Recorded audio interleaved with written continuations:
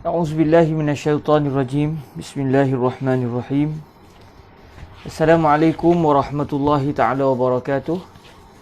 الحمد لله رب العالمين، والصلاة والسلام على الحبيب المصطفى سيدنا ومولانا محمد الكريم وعلى آله وعترته وأصحابه أجمعين. أشهد أن لا إله إلا الله وحده لا شريك له، وأشهد أن حبيبنا وسيدنا ومولانا محمدا عبد الله ورسوله وصفيه من خلقه وحبيبه، أدى الأمانة وبلغ الرسالة ونصح الأمة وكشف الله به الغمة. اللهم صل وسلم وزد وبارك على حبيبنا وسيدنا ومولانا محمد وعلى آل سيدنا محمد. أما بعد. Alhamdulillah, bersyukur kita kehadrat Allah Subhanahu Wa Taala. Dengan keizinan daripada Allah, kita dapat bertemu semula pada hari Khamis ini untuk bersama-sama memahami dan mendalami kitab karangan Imam Al-Haramain Al-Juwaini rahimahullahu subhanahu wa ta'ala di dalam ilmu usulul fiqh, iaitu kitab Al-Waraqat fi usulul fiqh. Yang kitab ini alhamdulillah kita sudah baca daripada hari ke hari, dan kita sudah pun berada sekitar dalam hampir kita sudah melebasi setengah kitab ini, insya-Allah subhanahu wa taala. Moga-moga Allah subhanahu wa taala menjadikan kefahaman terus menerus bersama kita, lalu kita dapat memahami kitab ini dengan baik untuk kita melanjutkan pembacaan kita yang seterusnya pada hari-hari yang mendatang. Allahumma amin, insya-Allah. Para hadirin yang dirahmati Allah subhanahu wa taala, dalam pertemuan yang lepas kita telah pun membicarakan tentang al-ijma'. Kita telah pun masuk membicarakan tentang al-ijma', iaitu kesepakatan para ulama yang sampai ke tahap ijtihad. Mereka yang telah sampai ke tahap ijtihad telah bersepakat seluruhnya tanpa ada percanggahan pandangan walau seorang sekalipun. Kesemua mereka mempunyai satu pandangan terhadap satu hukum, terhadap satu perbuatan mukallaf yang hukumnya bagi mereka semuanya adalah bagian-bagian-bagian. Maka kesepakatan itu adalah merupakan satu dalil bahawa itu adalah kehendak Allah Subhanahu Wa Taala. Apabila berlaku saja kesepakatan tersebut, atau dalam istilahnya dipanggil sebagai al-ijma', berlaku saja ijma', maka hukum itu secara pasti kita telah mengetahuinya bahawa ia adalah satu-satunya hukum yang diinginkan oleh Allah. Dan kesannya adalah tidak boleh bermula daripada berlakunya ijma' sampai ke akhir zaman, tidak boleh ada mujtahid lain yang mengeluarkan pandangan berdasarkan ijtihad mereka bercanggah pula dengan apa yang telah disepakati oleh para mujtahid sebelumnya. Maknanya ijma' akan memutuskan segala kemungkinan perbezaan pandangan di kalangan para fuqaha. Sebagaimana kita sedia maklum, biasanya hukum hakam ini para ulama akan berbeza pendapat. Bila mereka berbeza pendapat hasil daripada ijtihad masing-masing, cara kefahaman mereka berbeza-beza di dalam memahami hadis-hadis, Al-Quran dan juga dalil-dalil syarak yang lain. Maka bila berlaku saja percanggahan pandangan, kita diberikan keluasan oleh syarak untuk mengikut mana-mana mujtahid, kerana mujtahid tersebut apabila mereka mengeluarkan pandangan dalam keadaan mujtahid pertama berpendapat sedemikian, manakala mujtahid kedua pula punya pandangan yang sebaliknya, maka kita tak tahu mana satu sebenarnya pandangan tersebut yang diinginkan oleh Allah. Oleh kerana kita tak tahu mana satu pandangan yang dikehendaki oleh Allah, dalam keadaan yang mengeluarkan pandangan pula adalah orang yang layak, maka di atas dunia ini kita diberikan peluang oleh Allah untuk berpegang dengan mana-mana pandangan tersebut. Dalam keadaan kita tak pasti adakah pandangan yang kita pegang itu sebenarnya adalah pandangan yang diinginkan oleh Allah ataupun tidak. Kerana berdasarkan pandangan yang kuat, bila para ulama berbeza pendapat, hanya satu saja pandangan yang diinginkan oleh Allah, manakala pandangan yang lain tidak diinginkan oleh Allah. Maksudnya tersalah. Namun oleh kerana kita tak tahu mana satukah pandangan yang diinginkan oleh Allah, maka la yukallifullahu nafsan illa wus'aha. Sebab itulah Imam Syafi'i contoh pernah berkata, ra'yi sawabun yahtamilul khata' wa ra'yu ghairi khata'un yahtamilus sawab.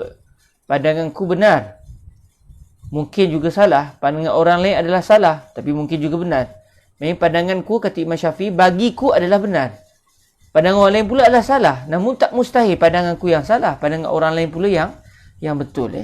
Ini kebiasaan yang kita akan ketemui di dalam hukum hakam fiqah. Namun kadang-kadang para ulama bersepakat dengan satu pandangan tanpa ada sebarang percanggahan pandangan. Maka itu dinamakan sebagai al-ijma'.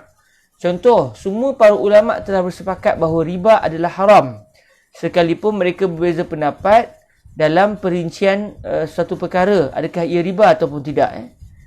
Jadi kesepakatan para ulama seluruhnya bahawa riba, kalau betul ia riba maka ia adalah haram, itu adalah satu pandangan yang tidak berlaku percanggahan pandangan sama sekali.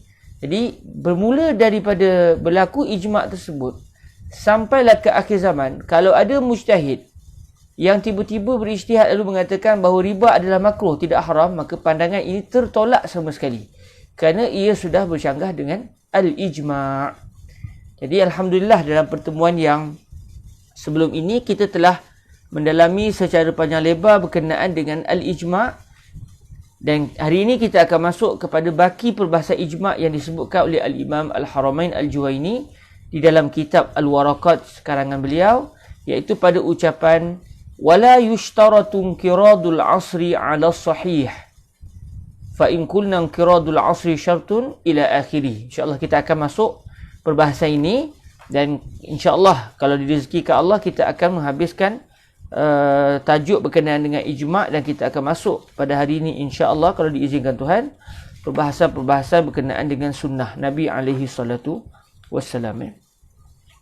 Baik, bismillahirrahmanirrahim. Alhamdulillah wassalatu wassalamu ala al-habibil mustafa sayyidina wa maulana Muhammadir Rasulillah wa ala alihi wa intratihi wa ashabihi wa man walah, amma ba'du. Bi isnadina al-muttasil ila sayyidina al-imam Imam al-Haramain al-Juwaini rahimahullahu subhanahu wa ta'ala, wa nafa'ana Allahu bi'ulumihi wa ulumi masyayikhihi wa talamizatihi wa qurra'i warakatihi wa sa'iri musannafatihi wa syurrahiha, Allahumma amin. Qala rahimahullahu azza wa jalla, fa in qulna inqiradul asri syartun fayu'tabaru qawlu man wulida fi hayatihim wa tafaqqaha wa sara min ahli lijtihad wa lahum ay yarji'u an dhalika wal ijma'u yasihhu bi qawlihim wa bi fi'lihim wa bi qawlil ba'di wa fi'lil ba'di wa intishari dhalika wa sukutil baqina anhu. Baik, Imamul Haramain Al-Juwaini rahimahullahu subhanahu wa ta'ala setelah bicara tentang ijma' secara mukadimahnya, beliau mula masuk kepada salah satu perbahasan di dalam isu ijma'. Adakah sesuatu ijma' itu hanya akan diiktibar sebagai ijma' apabila para mujtahid yang telah bersepakat tersebut semuanya telah meninggal dunia, atau tidak disyaratkan? Maknanya, katakan macam dalam 2 minggu lepas kita bawa contoh, katakan dalam contoh isu sekarang ni, isu COVID, isu COVID. Jadi kita bawa contoh, katakan dalam isu salat berjemaah, sekiranya dalam musim COVID, katakan satu negara mengizinkan rakyatnya berjemaah, lalu adakah merapatkan saf itu disunatkan atau tidak disunatkan? Okey, itu satu contoh, satu contoh yang kita bawa 2 minggu lepas. Seingat saya 2 minggu lepas kita buat contoh itu. Ini sekadar andaian, dia tidak berlaku ijma' ataupun tidak. Saya tak, memang secara adatnya tidak berlaku ijma' dalam isu ini, kerana untuk mengatakan satu masalah itu telah berlaku ijma' atau tidak, yang paling penting pertama sekali adalah kita mengenal pasti siapakah mujtahid, dan mujtahid yang telah dikenal pasti tersebut bersepakat pula dalam isu tersebut. Katakan kita andaikan dalam zaman sekarang, kita andaikan katakan ada 5 orang mujtahid yang betul-betul sampai ke tahap ijtihad. Yang lain, walaupun mereka alim, walaupun mereka hebat mengajar, tapi tak sampai ke tahap ijtihad. Katakan ada 5 orang sahaja di seluruh alam ini sekarang ni, katakan hanya 5 orang sahaja yang telah mempunyai pandangan yang telah sampai ke tahap ijma' ataupun tahap ijtihad, telah sampai ke tahap ijtihad. Lalu akhirnya bila berlaku isu baru iaitu isu COVID, dan para doktor mencadangkan kalau sembahyang kita jarak-jarakkan, jangan didekat-dekatkan kerana boleh menyebabkan penyakit tersebar. Lalu orang tanya kepada 5 orang mujtahid tersebut, sama ada dalam satu majlis ke ataupun dalam majlis berasingan, tak kisahlah. Mereka tanya kepada para mujtahid yang berlima tadi, adakah disunatkan untuk kita merapatkan saf di dalam solat berjemaah dalam musim COVID atau bagaimana? Lalu katakan, ini contoh, ini andaian. Kita jumpa mujtahid pertama kata haram merapatkan saf. Hendaklah dijarakkan sebab boleh bawa penyakit kan? Tanya mujtahid kedua juga begitu. Tanya mujtahid ketiga juga begitu. Tanya mujtahid keempat juga begitu. Dan tanya pada mujtahid yang kelima juga begitu. Maknanya ada 5 orang, hanya ada 5 orang mujtahid saja dalam satu zaman. Dan kebetulan bila ditanya soalan tersebut, kelima-lima mereka mengatakan bahawa merapatkan saf adalah haram. Ni contoh ni andaian saya lah dan ianya tak berlaku. Ini sekadar contoh untuk memahamkan kita dalam isu ijma'. Jadi apabila sudah 5 orang tadi bersepakat, maka telah berlakulah al-ijma'. Cuma adakah ijma' tersebut dianggap orang kata apa? Dianggap sebenar-benarnya sebagai ijma' setelah kelima-lima orang tadi meninggal dunia atau tidak? Sebab apa dibincangkan isu meninggal dunia? Kerana biasanya seseorang mujtahid tidak mustahil apabila mereka telah mengeluarkan satu pandangan, namun pada satu waktu yang lain apabila mereka mengkaji semula pandangan lama mereka, maka kadang-kadang para mujtahid boleh mengubah pandangan. Mereka boleh mengubah pandangan. Setelah dikaji, mereka kata, dulu saya berijtihad begini. Sekarang saya merasakan ijtihad saya itu salah. Kerana dalil begini. Jadi mereka mempunyai pandangan kedua. Dan mereka tidak bersetuju pula dengan pandangan lama mereka. Dan ini berlaku sebagai contoh dalam mazhab Imam Syafi'i kita. Memang berlaku secara jelas, iaitu dalam isu fiqh yang pelbagai. Kita akan mendapati Al-Imam Al-Syafi'i kadang-kadang mempunyai 2 pandangan. Pandangan yang lama dan pandangan yang baru. Ataupun dalam istilah fiqh kita, dipanggil Al-Qawlul Qadim dan juga Al-Qawl Al-Jadid. Pandangan lama Imam Al-Syafi'i sebelum beliau tiba di Mesir, dan pandangan baru beliau setelah beliau tiba di Mesir. Jadi, ini sebagai contoh, maknanya kadang-kadang tidak mustahil para mujtahid mempunyai 2 pandangan. Imam Ahmad kadang-kadang sampai 3 pandangan. Ada 3 pandangan dalam satu masalah. Kenapa boleh berlaku begini? Kerana seseorang mujtahid itu, mereka bertanggungjawab untuk mengkaji dalil-dalil syarak, dan mereka bertanggungjawab untuk menjelaskan kepada masyarakat apakah sebenarnya pandangan yang bagi mereka adalah pandangan yang benar di sisi Allah. Lalu apabila seseorang mujtahid mengeluarkan pandangan kali pertama, dan apabila berlalu zaman, mereka berijtihad sekali lagi dan meneliti dalil-dalil yang pernah mereka gunakan. Lalu kadang-kadang mereka rasa, dulu salah lah rupanya. Bagi saya, sekarang tak macam tu. Yang sepatutnya begini-begini. Lalu akhirnya mereka membatalkan ataupun melawan pandangan lama mereka. Dan ini menunjukkan bahawa para ulama kita, mereka bukan takut kepada manusia. Sebaliknya mereka takut kepada Allah. Kiranya kalau kita biasanya, kalau kita ada pandangan lama, sekarang kita ada pandangan baru, kadang-kadang kita segan nak cerita dekat orang pandangan baru kita. Sebab nanti orang kata, dulu kamu ni macam mana? Jadi orang mungkin boleh bersalahkan kita. Namun para ulama kita tak begitu. Mereka bila mempunyai pandangan baru, mereka tidak segan silu menyalahkan pandangan lama mereka sendiri.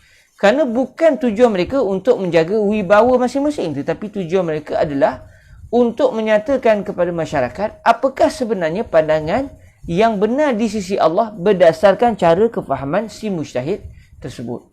Maka biasanya seseorang mujtahid akan mengeluarkan 2 pandangan. Tak semestinya kena ada 2 pandangan lah. Ikutlah realitinya berlaku sebagaimana. Macam Imam Syafi'i kadang-kadang ada 2 pandangan bagi beliau. Contoh macam pandangan lama Imam Syafi'i dalam isu sembahyang maghrib contohnya, pandangan lama Al-Imam Al-Syafi'i ataupun istilahnya Qaul Qadim. Qaul Qadim bagi Imam Syafi'i, Ini pun dipertikaikan juga oleh sebahagian para ulama mazhab Syafi'i kita. Namun yang biasa disebut dalam kitab-kitab, Imam Syafi'i ada dua pandangan dalam isu sembahyang maghrib. Walaupun Imam Al-Bajuri tak setuju dengan kenyataan, Imam Syafi'i ada pandangan qadim dan jadid dalam isu ini. Bagi Imam Bajuri, kedua-dua pandangan itu adalah pandangan jadid. Namun yang biasa kita jumpa dalam kitab-kitab fiqh disebut Imam Syafi'i ada dua pandangan dalam isu sembahyang maghrib. Adakah waktu sembahyang maghrib akan habis bila masuk isyak, atau waktu maghrib telah pun habis lebih awal sebelum masuk waktu isyak? Jadi pandangan lama Imam Syafi'i ataupun pandangan qadim Imam Syafi'i mengatakan bahawa sembahyang maghrib hanya akan habis apabila masuk waktu isyak, iaitu apabila seluruh mega merah sudah tidak kelihatan di langit, gelap sama sekali langit, tidak ada langsung unsur-unsur warna merah, mega merah dah hilang sama sekali, maka ketika itu masuklah waktu isyak dan dalam masa yang sama berakhirlah waktu maghrib. Namun dalam pandangan baru Imam Syafi'i pula, pandangan lama Imam Syafi'i begitu, dan itu yang kita pegang sampai ke hari ini.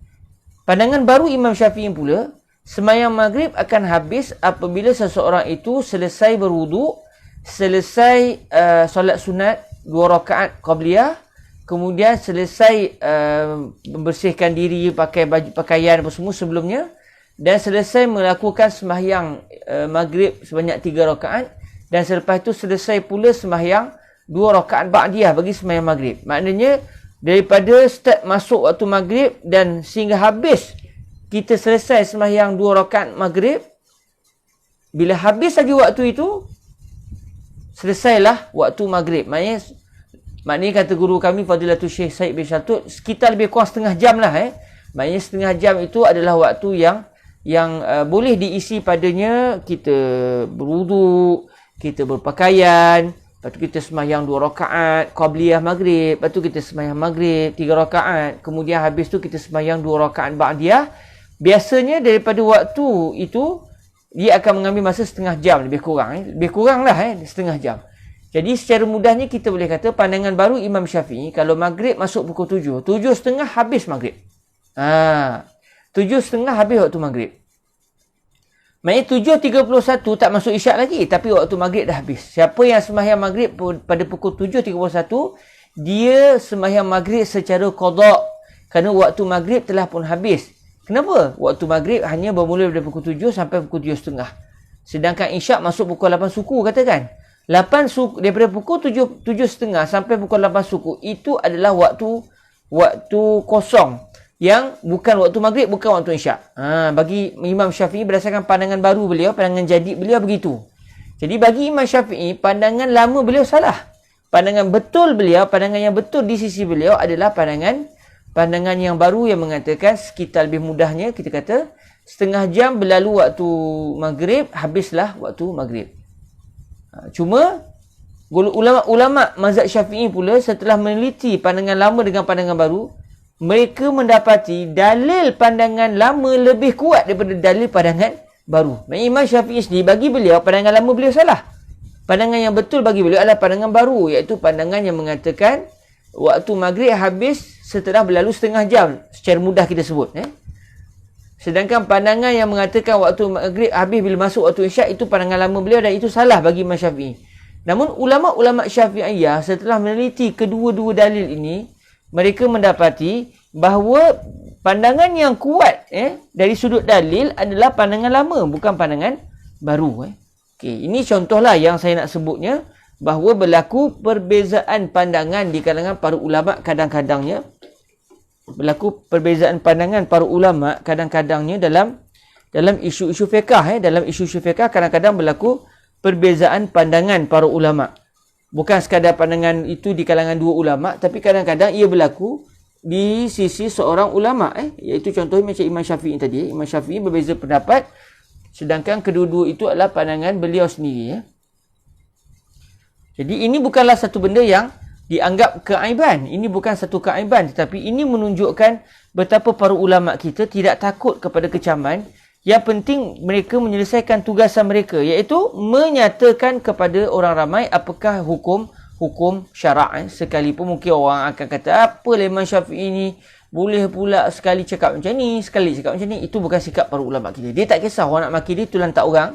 Itu terpulang. Yang penting mereka selesaikan tugas mereka menjelaskan kepada masyarakat hukum hakam syarak. Jadi selagi seseorang mujtahid masih hidup, kemungkinan dia akan mengeluarkan pandangan yang lain.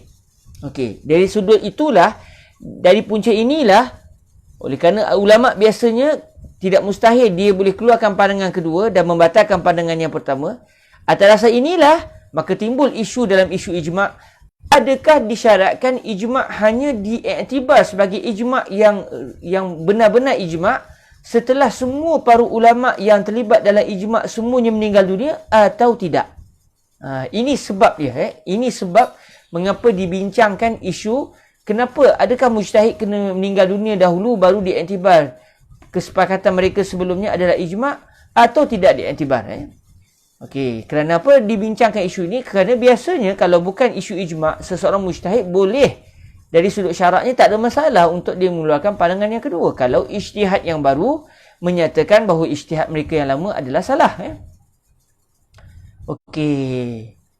Jadi, kalau berlaku ijma', tak mustahil si mujtahid setelah lalu zaman, dia kata, saya dulu memanglah sama dengan kamu semua kata hukum merapatkan saf ini adalah haram dalam isu COVID. Tapi saya mendapatilah sekarang ni, dia taklah sampai tak haram, dia makruh saja. Contoh. Tapi mungkin si mujtahid itu boleh keluarkan pandangan yang baru setelah berlaku ijma'. Okey, mereka juga yang bersepakat dan salah seorang mereka atau mungkin semua sekali mengubah pandangan. Jadi adakah ini, oleh kerana itu, adakah kematian semua mujtahid itu dianggap sebagai syarat bagi ijma' ataupun tidak? Maknanya, bila si mujtahid itu terus menerus hidup dengan berpegang pandangan yang mereka telah sepakati sampai semuanya meninggal dunia tanpa mereka mengubah pandangan, adakah itu jadi syarat dalam ijma' ataupun tidak? Lalu kata Imam Al-Haramain Al-Juwaini rahimahullahu subhanahu wa ta'ala, kata beliau, wala yushtaratun kiradul asri ala sahih. Tidak disyaratkan habis inkirad, hancur binasa zaman berdasarkan pandangan sahih. Zaman yang hancur. Jadi kata para ulama bukan zaman yang hancur. Maksudnya mujtahid sesuatu zaman yang binasa, iaitu meninggal dunia. Jadi di sini ada unsur majaz dalam ucapan Imam Al-Haramain. Dia buat inkiradul asr, tapi dimasukkan wala yushtaratu inkiradu mujtahidil asri ala sahih. Itu yang dimaksudkan oleh beliau. Jadi ada satu kalimah yang tidak disebut dalam ucapan ini, namun ia adalah dari sudut majaz. Dia ada unsur majaz di situ. Jadi beliau nak sebut tidak disyaratkan kematian semua mujtahid bagi sesuatu zaman yang telah bersepakat dalam satu isu berdasarkan pandangan yang sahih. Jadi di sini ada dua pandangan. Ada yang mensyaratkan, ada yang tidak mensyaratkan. Jadi berdasarkan pandangan yang kuat bagi mereka, apabila katakan 5 orang mujtahid tadi telah bersepakat bahawa haram merapatkan saf dalam musim COVID kerana boleh menyebabkan tersebar wabak COVID-19 ini kepada orang yang melakukan solat berjemaah di masjid.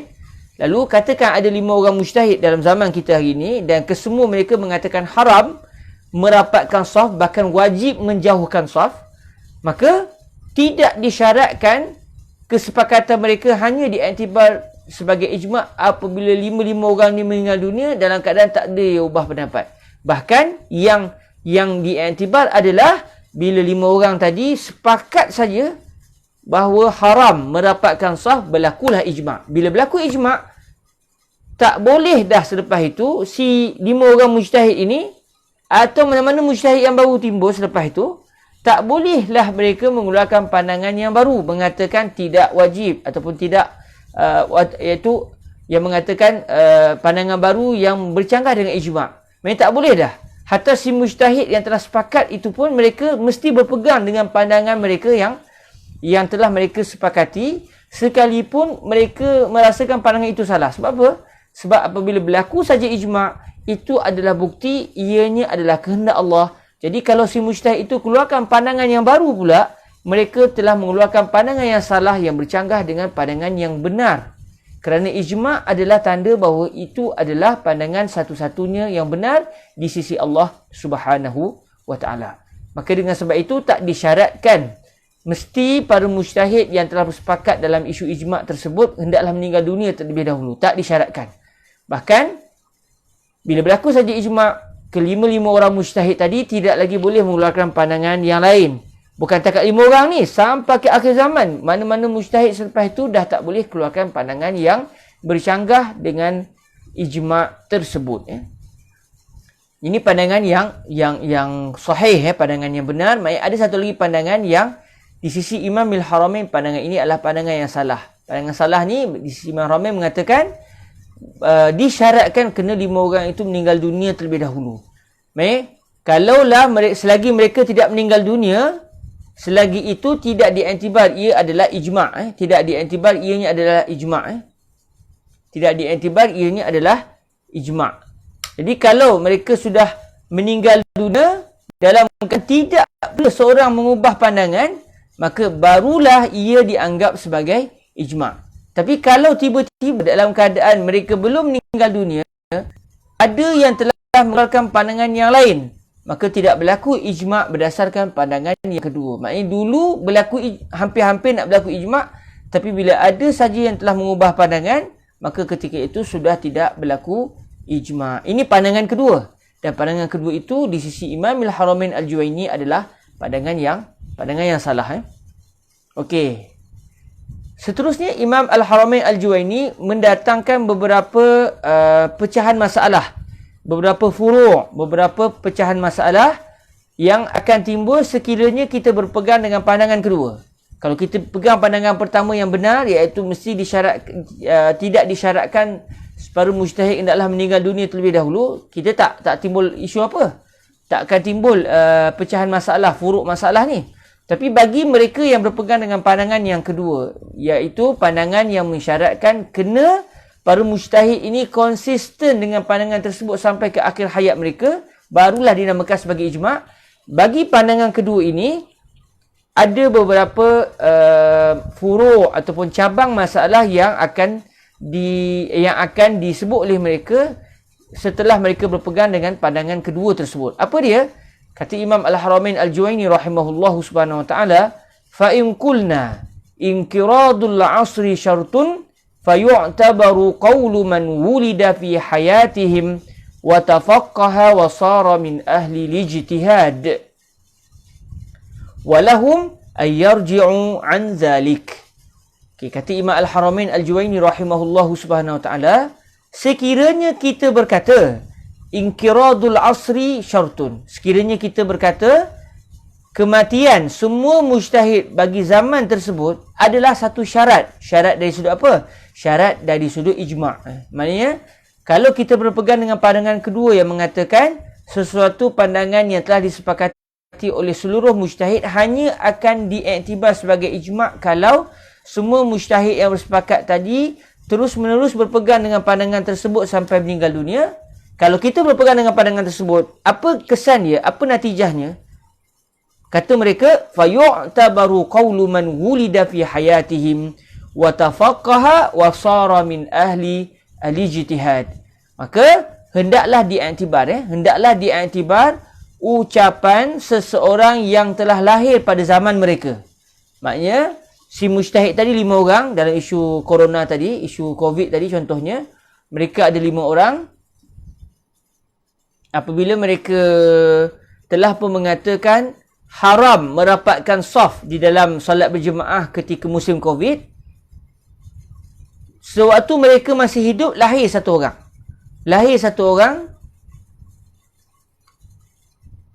ataupun tak semesti kelahiran tu berlaku selepas ijma'. Yang penting maknanya ada satu orang yang pada zaman mereka, yang kalau ikut dalam kitab ni lahir pada hayat mereka.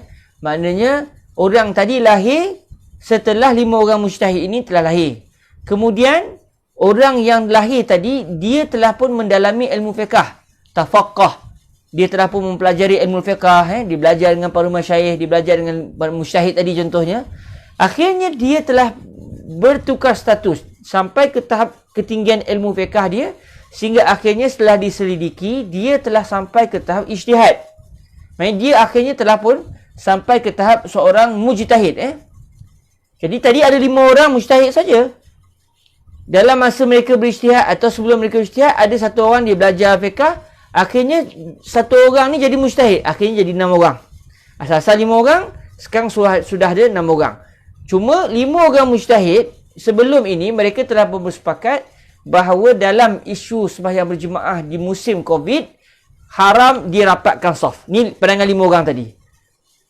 Dan ketika itu hanya 5 pandangan ini saja yang akan diteliti dalam isu ijma' sebab tak ada mujtahid lain, mereka berlima saja.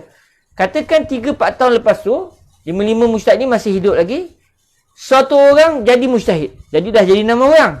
Bila dah jadi 6 orang, adakah orang yang ke-6 ini pandangan dia dalam isu sembahyang berjemaah dalam musim Covid diambil kira juga atau pandangan dia tak diiktibar sebab telah bersepakat 5 orang sebelum ni? Okey. Jadi berdasarkan pandangan kedua, cuma pandangan kedua ni lemah Berdasarkan pandangan yang kedua, mereka kata ijma' adalah kesepakatan semua mujtahid. Tadi memang ada 5 orang, tapi sekarang dah ada 1 orang mujtahid baru. Jadi mujtahid yang baru ini, oleh kerana dia juga mujtahid dan 5 orang ni masih lagi hidup, si mujtahid yang seorang ini kena diambil juga pandangan dia. Kena diambil juga pandangannya dalam isu sembahyang berjemaah nak dirapatkan saf atau tidak. Jadi akhirnya wartawan pun pergi jumpa dia. Wahai Tuan Syekh yang baru jadi mujtahid, untuk pengetahuan Tuan Syekh, 5 tahun lepas ada 5 orang mujtahid yang Tuan Syekh pun kenal mereka semua. Mereka telah pun bersepakat dalam isu sembahyang berjemaah musim Covid haram dirapatkan saf. Jadi kami ingat itu ijma' lah. Cuma nak tunggu semuanya meninggal dunia. Tapi tak meninggal lagi. Tiba-tiba Tuan lahir pula sebagai mujtahid. Jadi kami nak tanyalah pandangan Tuan. Adakah Tuan juga bersepakat dalam isu ini atau Tuan ada pandangan yang lain? Okey, jadi si mujtahid yang baru timbul ni, seorang ni, kalau dia kata, saya pun sebenarnya punya pandangan macam 5 orang mujtahid tadi. Jadi akhirnya sudah ada 6 orang yang bersepakat.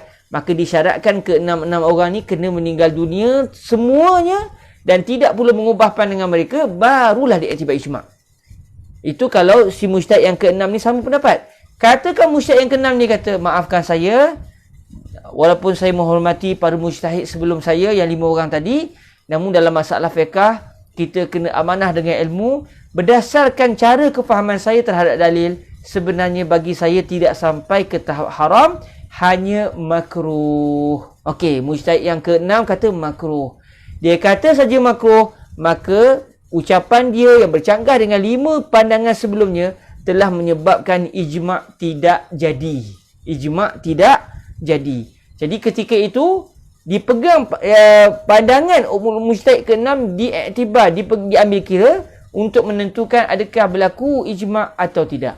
Jadi kalau dia bercanggah pandangan dengan 5 orang sebelumnya, maka pandangan mujtahid ke-6 telah membatalkan kemungkinan berlaku ijma' sebab sudah berlaku perbezaan pandangan. Tapi kalau mujtahid yang ke-6 punya pandangan yang sama dengan 5 orang mujtahid sebelumnya, maka disyaratkan hendaklah ke-6 mereka terus berpegang dengan pandangan tersebut sehinggalah kematian keseluruhan 6 orang tadi.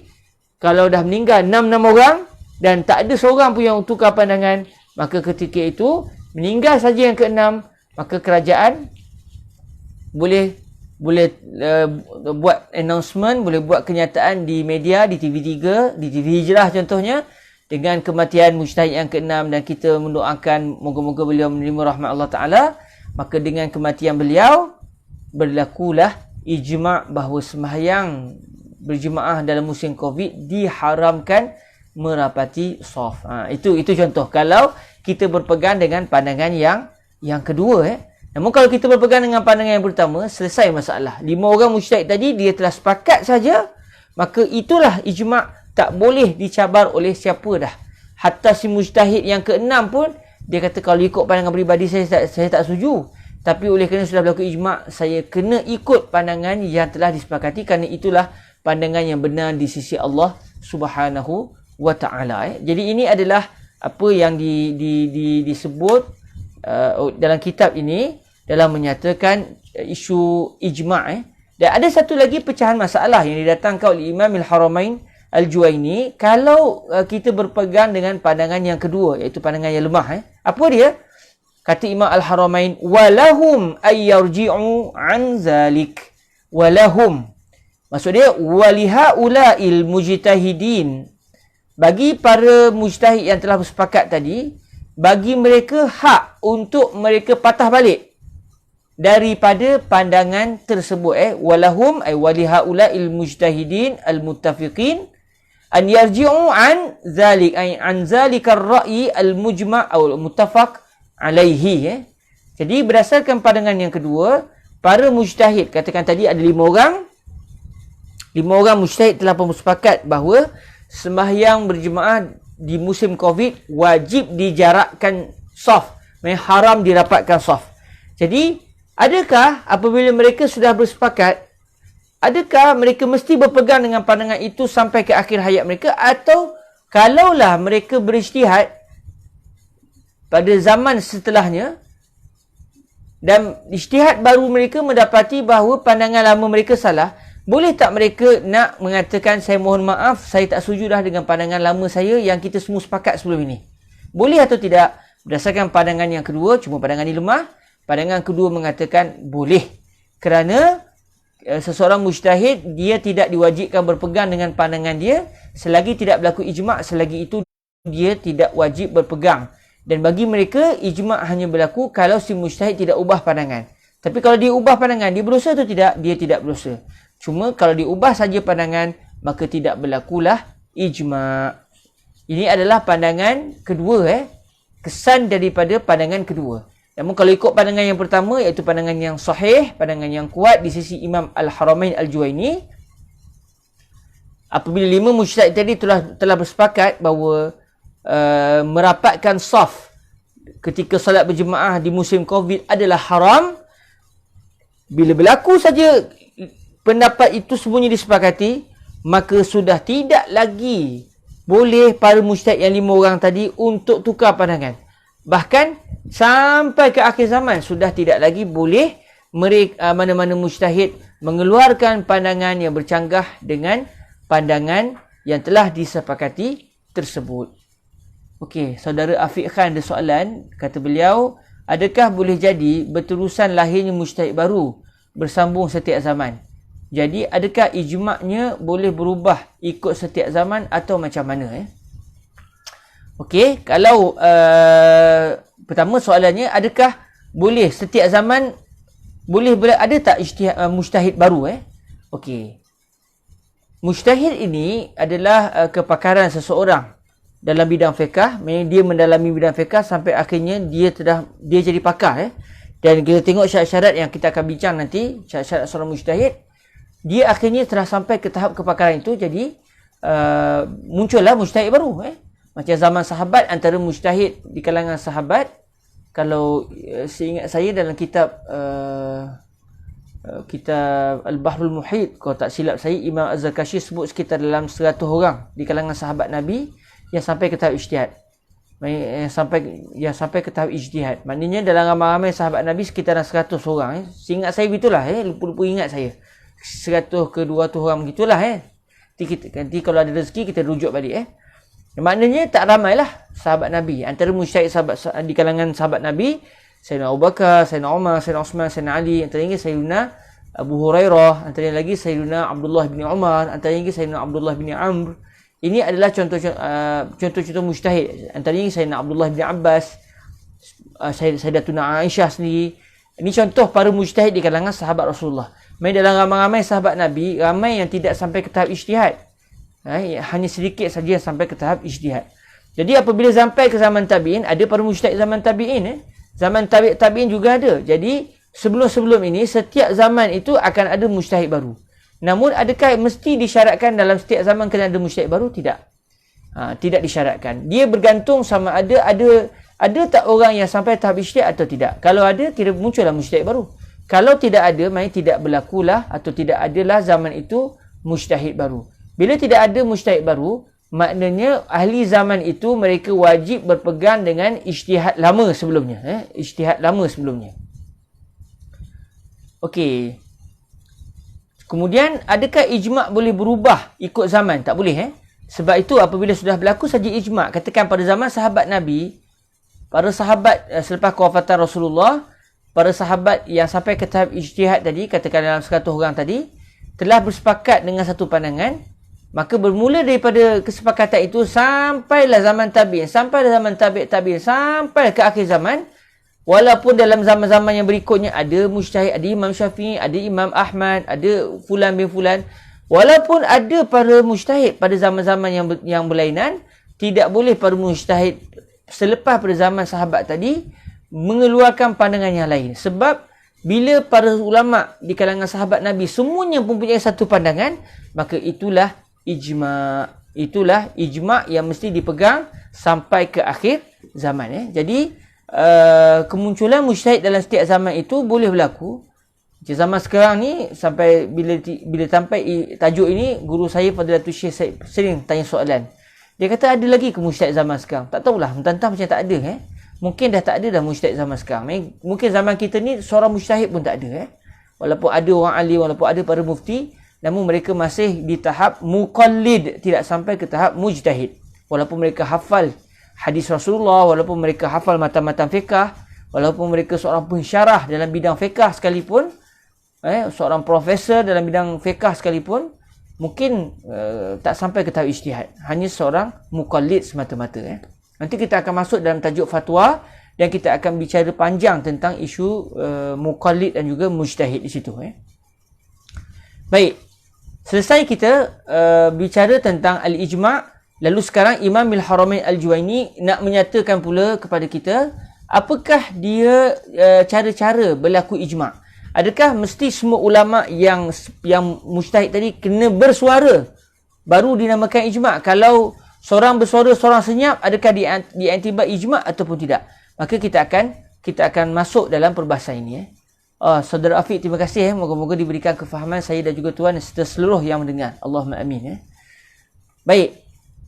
Qala rahimahullahu azza wa jalla, wal ijma'u yasihu biqaulihim wa bifi'lihim wa biqaulil ba'di wa fi'lil ba'di wa intishari dhalika wa sukutil baqina anhu. Al-Imam Al-Haramain Al-Juwaini rahimahullahu subhanahu wa ta'ala menyatakan, ijma' boleh berlaku dengan cara-cara berikut. Cuma dalam kitab-kitab yang menghuraikan matan ini, mereka mengatakan ada 3 cara yang disebutkan oleh Imam Al-Haramain. Boleh berlaku ijma'. Cuma saya peribadinya, wallahu ta'ala a'la wa alam, bila baca teks yang berbunyi wal ijma'u yasihu biqaulihim wa bifi'lihim wa biqaulil ba'di wa fi'lil ba'di wa intishari dhalika wa sukutil baqina anhu, saya tidak faham ada 3 cara, saya faham ada 4 cara. Wallahu ta'ala a'la wa alam. Kalau ikut dalam kitab-kitab yang menghuraikan matan ini, mereka sebut 3 cara. Tapi saya duk fahamnya 4 cara. Wallahu ta'ala a'la wa alam. Tapi tak ada masalah. Walaupun saya faham 4 cara, tapi juga tidak menjadi masalah. Kita tengok macam mana cara-cara tersebut. Kata beliau, wal ijma'u yasihu biqaulihim. Ijma' sah. Maksudnya ijma' adalah sah dengan cara, dengan sebab, dengan cara ucapan mereka. Iaitu ucapan para mujtahid yang sampai ke tahap ijtihad tersebut. Maknanya, cara pertama berlaku ijma' adalah apabila semua mujtahid mengeluarkan pandangan mereka, mengatakan hukum bagian-bagian, setelah diteliti, kelima-lima mereka, contohnya kalau ada 5 orang, kelima-lima mereka mempunyai pandangan yang sama, maka berlakulah ijma'. Contoh dalam isu COVID, ini contoh, katakan kita andaikan ada 5 orang mujtahid zaman kita hari ini, dan bila ditanya dalam isu merapatkan saf di dalam sembahyang berjemaah, kelima-lima mereka bila kita tanya, kita tak panggil mereka dalam satu majlis, kita pergi jumpa seorang-seorang, katakan. Kalau kita panggil mereka dalam satu majlis, lagi senanglah. Katakan disebabkan tak boleh buat pertemuan sebab isu COVID ni, akhirnya kita pun call, kita buat panggilan kepada setiap seorang. Kita pun tanya musyrik pertama, wahai Tuan Syekh, dalam isu merapatkan salat berjemaah ni macam mana? Kalau ikut doktor, boleh menyebabkan berlaku penyebaran wabak. Dalam masa yang sama, sebelum ni dalam kitab-kitab fiqah, dan Nabi sendiri minta kita merapatkan saf. Disunatkan dalam sembahyang berjemaah merapatkan saf. Jadi apa pandangan Tuan Syekh? Jadi mujtahid pertama kata, oh, kalau doktor sudah mengatakan kemungkinan besar berlaku penyebaran wabak itu boleh sangat-sangat berlaku dengan sebab kita merapati seseorang dengan seseorang lain, maka kata mujtahid pertama, kalau begitu haram merapatkan saf, kerana Rasulullah juga pernah bersabda la darar wa la dirar. Contoh. Saya bukan mujtahid, ini contoh saja. Jadi mujtahid pertama kata, oh, haram merapatkan saf. Kita pun kata terima kasih Tuan Syekh, kita pun call pula mujtahid yang kedua. Macam mana pandangan Tuan Syekh dalam isu begini? Kata Tuan Syekh yang kedua, bagi saya haram merapatkan saf. Okey, dah 2 orang dah. Tanya mujtahid ketiga, juga pandangan yang sama. Keempat, juga pandangan yang sama. Call yang kelima, dia pun kata haram. Maka berlakulah ijma' secara lisan setiap mujtahid. Masing-masing mengeluarkan pandangan yang jelas. Ini cara yang pertama. Kemudian kata Imam Al-Haramain Al-Juwaini, wa bi fi'lihim. Maksud dia, wal ijma'u aidan yasihhu bi fi'lihim. Ijma' juga boleh berlaku secara perbuatan. Okey, secara perbuatan. Okey, kalau dalam isu COVID mungkin dia tak berapa jelas sangat. Kita ambil contoh lain. Katakan zaman kita ni, katakan la qadarah, tak tahulah, ni contoh tiba-tiba ada orang rajin, dia tengok cerita Jurassic Park, dia pun dapat idea, dia saintis, dia pun dapat idea nak kaji sungguh kok boleh hidupkan, boleh dapat menghidupkan Allahumma salli ala Rasulullah, dinosaur. Contoh. Tengok cerita Jurassic Park 2 hari lepas, dia pun dapat idea. Dia pun buat kajian pasal ni dan akhirnya dia jumpa fosil yang masih hidup lah, benda kot lah. Akhirnya dia pun berjaya menghasilkan ataupun berjaya benda tu hidup dan dia berjaya mewujudkan semula dengan izin Allah Ta'ala, dia berjaya mewujudkan semula seekor dinosaur. Dinosaur ni pula yang dihidupkan ini jadi makan tumbuh-tumbuhan. Okey, makan tumbuh-tumbuhan. Maka orang pun teruja apa semua, maka timbullah isu boleh tak makan dinosaur tu, sebab dinosaur tu setelah dikaji dagingnya berkhasiat lah, benda lah, dan ikutlah contoh mengarut sikit lah kita tapi kata guru kami Fadilatul Syekh Said bin Shaltut, contoh kita mendatangkan contoh ni yang pelbagai ni, dia sebenarnya adalah sangat penting dalam kita melatih diri kita untuk menjadi seorang yang menguasai fiqh. Mai dia panggil wasi'at takhayyul. Dia punya khayalan dia luas.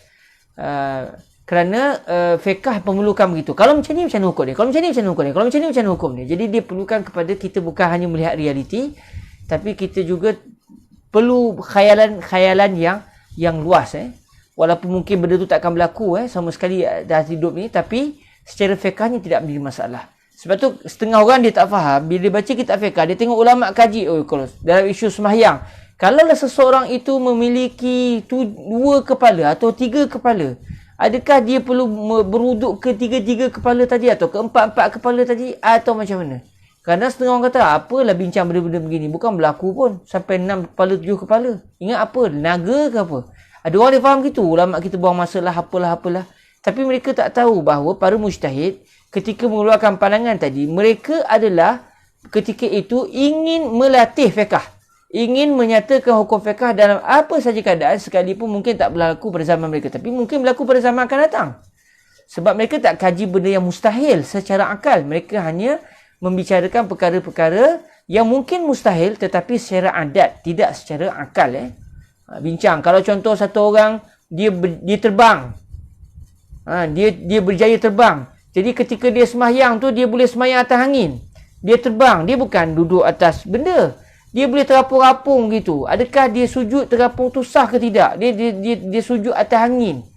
Jadi dibincangkan oleh para ulama kita, dan mungkin orang kata apalah, mana ada orang kalau duduk kapal terbang, dia dah kapal terbang. Ini dia terbang seorang-seorang.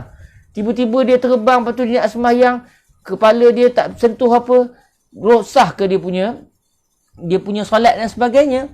Jadi ada orang kata ini adalah khayalan, dan ini menunjukkan ulama kita buang masa. Tak, bukan buang masa, tetapi setiap ilmu itu dia ada cara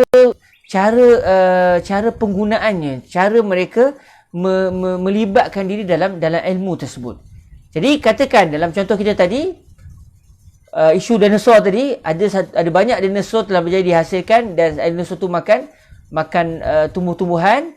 Jadi bolehkah kita makan daging tu? Setelah dikaji tak beracun, cuma nak tahu tinggal lagi halal ke haram. Halal ke haram. Jadi bila ditanya kepada 5 orang mujtahid tadi, dia kata, ada dinosaur ke? Ada Tuan Syekh. Kat mana dia kata? Dekat zoo sekian. Oh ya ke? Lepas tu tanya, dia kata nantilah saya fikir-fikir dulu. Lepas tu tanya mujtahid kedua, pun dia tak boleh bagi pandangan lagi. Tanya mujtahid ketiga pun tak bagi pandangan lagi. Tanya mujtahid keempat pun tak bagi pandangan lagi. Tanya mujtahid kelima pun tak bagi pandangan lagi. Kemudian tiba-tiba kelima-lima mujtahid ni pergi ke zoo tadi. Nak tengok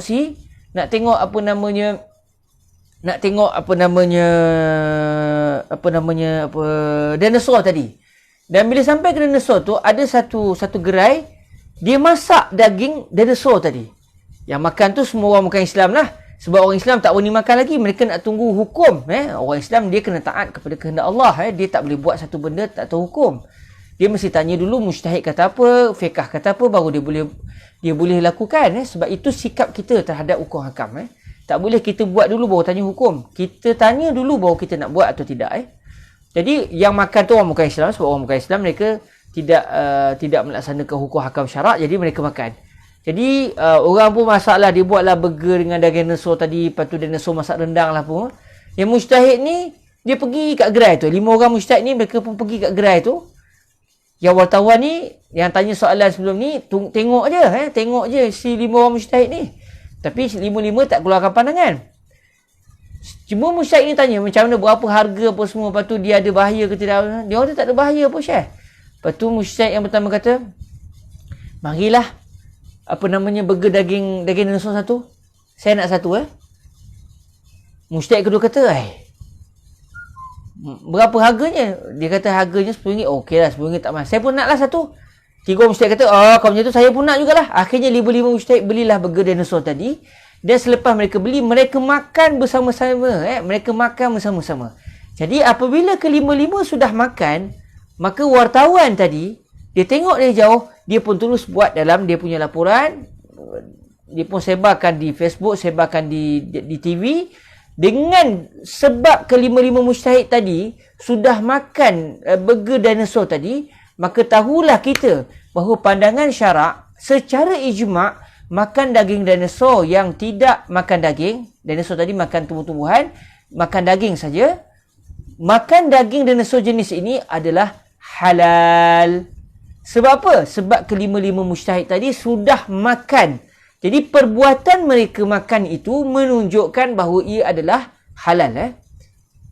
Okey, jadi ke-5 mujtahid tadi, walaupun mereka tak cakap apa, mereka makan je.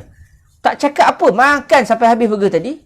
Maka apabila mereka makan saja daging burger tadi, maka ini menunjukkan bahawa makan daging dinosaur yang tidak makan daging, dinosaur yang jenis makan tumbuhan, dagingnya adalah halal dimakan. Jadi ijma' berlaku tapi bukan secara lisan.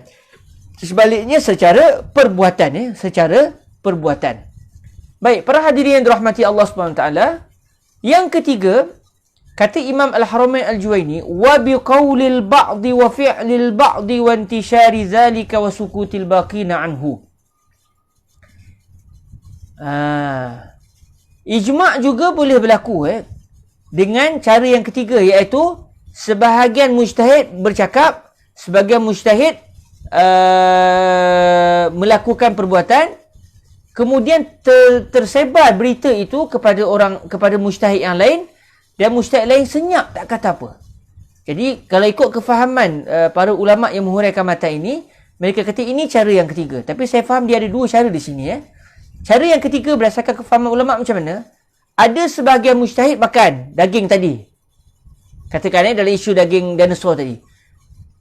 Katakan ada 5 orang mujtahid yang makan hanya seorang saja. Dia je beli. Yang 4 orang lagi tengok je orang tu makan. Jadi si mujtahid pertama makan.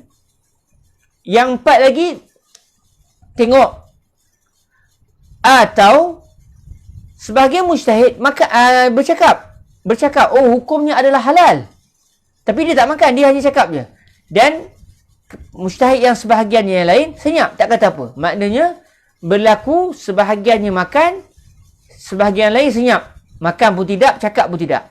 Sebahagian ataupun sebahagian mujtahid dia tak makan, tapi dia hanya bercakap. Dia hanya sebut hukum makan daging ni adalah halal. Sebab lembu pun kita boleh makan. Kenapa dinosaur yang makan tumbuhan tak boleh makan? Tak halal dimakan dagingnya. Jadi si mujtahid ni dia bercakap, dia keluarkan pandangan dia. Cuma mujtahid lain senyap, tak kata apa. Maka bila ada reaksi, sama ada ucapan ataupun tindakan, mujtahid yang lain pula senyap, maka berlaku juga ijma'. Dipanggil al-ijma' as-sukuti. Dipanggil al-ijma' as-sukuti. Ijma' secara senyap. Kenapa? Kerana ada yang buat perbuatan yang ataupun bercakap dalam keadaan yang lain senyap. Maka senyapnya mujtahid itu menunjukkan mereka redha dengan reaksi sebahagian mujtahid yang bercakap ataupun melakukan perbuatan tersebut. Maka apabila yang lain senyap as-sukut alamatur ridha, senyap tanda mereka setuju, maka ini menunjukkan mereka semua sepakat. Cuma ijma' sukuti ini berlaku percanggahan pandangan pula di kalangan para ulama usulul fiqh, adakah dia diiktibar ataupun tidak. Jadi kalau ikut kalam Imam Al-Haramain, ijma' sukuti adalah dalil. Sebab tu beliau sebut di sini wa biqaulil ba'di wa fi'lil ba'di wa intishari zalika wa sukutil baqina anhu. Ini adalah kefahaman ataupun cara ketiga berdasarkan huraian para ulama kita. Cuma saya pribadi wallahu taala a'la wa alam, saya fahamnya ucapan wa biqaulil ba'di wa fi'lil ba'di wa intishari zalika wa sukutil baqina anhu, dia bukan satu suasana, tapi dia ada dua suasana. Suasana yang pertama adalah wa biqaulil ba'di wa fi'lil ba'di, iaitu dalam isu makan daging dinosaur tadi contohnya, bila ditanya hukum makan daging dinosaur, sebahagian mujtahid cakap hukum dinosaur yang makan tumbuhan ini, kita makan dagingnya adalah halal, dagingnya adalah halal. Maksudnya sebahagian mujtahid bercakap. Manakala sebahagian mujtahid pula menunjukkan reaksi juga, tapi bukan secara bercakap, tapi secara perbuatan. Maknanya contoh ada 5 orang mujtahid tadi, 2 orang cakap hukumnya adalah halal, tapi mereka tak makan pun. 3 orang mujtahid yang berbaki makan terus. Jadi berlaku ada yang makan, ada yang bercakap. Yang penting kelima mereka mengeluarkan reaksi. Semua reaksi yang pertama secara ucapan, reaksi yang kedua secara perbuatan. Jadi ini adalah juga berlaku ijma'. Cuma dia berdasarkan kefahaman saya ini bukan ijma' sukuti, kerana tidak berlaku senyap. Berlaku perbuatan, dan perbuatan bukan senyap. Perbuatan menunjukkan keredaan yang jelas. Suasana yang seterusnya pula adalah intishari zalik wa sukutil baqina anhu. Maksudnya intishari zalika, intishar maksudnya intishari ba'dil qaul atau ba'dil fi'li wa sukutil baqina anhu. Yang keempat baru saya faham dia adalah ijma' sukuti, iaitu tersebar perkara tersebut. Apa dia? Sebahagian mujtahid makan, sebahagian mujtahid pula bercakap, dan ada lagi mujtahid yang lain yang mereka tidak makan dan mereka tidak bercakap, tapi mereka senyap sahaja, dan mereka tidak pula mengeluarkan komen yang menunjukkan mereka tak setuju dengan tindakan mujtahid yang lain. Jadi katakan ada 5 mujtahid, kalau ikut kefahaman saya, wantishari zalika wa sukutil baqina anhu ni adalah contohnya si mujtahid pertama makan, mujtahid yang kedua dia tak makan tapi dia bercakap hukumnya adalah halal.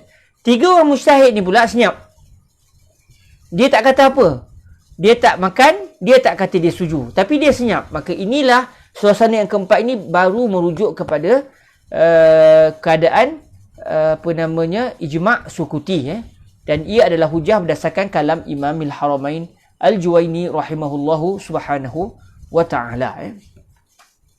Okey, jadi ada sedikitlah saya peribadinya saya memahami ada 4 situasi. Ulama kita pula menyatakan ada 3 situasi. Namun bagi mereka semua mereka tetap mengakui berlaku ijma'. Kalau katakan ada 5 mujtahid, 2 bercakap, 3 lagi melakukan perbuatan, juga dinamakan sebagai ijma', dan itu bukan ijma' sukuti. Cuma adakah kalam Imam Al-Haramain merujuk kepada 3 keadaan saja atau merujuk kepada 4 keadaan? Jadi kalau ikut dalam kitab-kitab lama setakat yang saya baca, saya temui semuanya menyatakan ada 3 jenis, 3 suasana. Cuma saya sendiri, saya peribadi memahami kalam Imam Al-Haramain ini sebenarnya nak cerita 4 keadaan. Namun walaupun berlaku saya berbeza, saya punya pandangan yang lain sikit, namun tidaklah sebenarnya dia bercanggah dari segi ilmu usul fiqh. Cuma Imam Ramli sebut 3 keadaan ke 4 keadaan, itu saja. Wallahu taala a'la wa a'lam. Dan nampaknya kita pun sudah pukul 4 minit.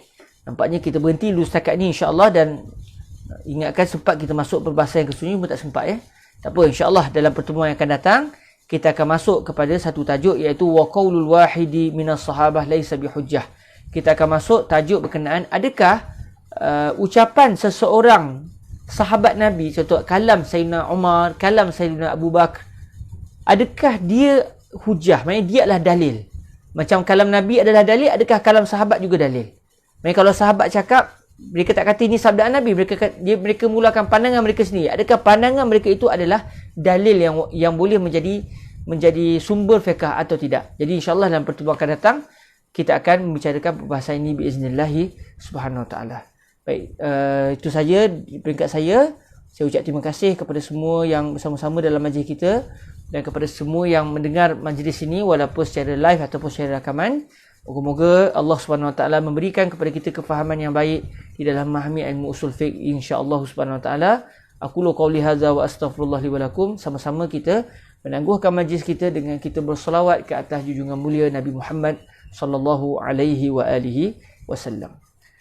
Allahumma salli afdala salatin ala as'adi makhluqatika sayyidina Muhammadin wa ala alihi wa sahbihi wa sallim adada ma'lumatika wa midada kalimatika kullama ذكرك الذاكرون وغفل عن ذكره الغافلون اللهم صل أفضل صلاة على أسعد مخلوقاتك سيدنا محمد وعلى آله وصحبه وسلم عدد معلوماتك ومداد كلماتك كلما ذكرك الذاكرون وغفل عن ذكره الغافلون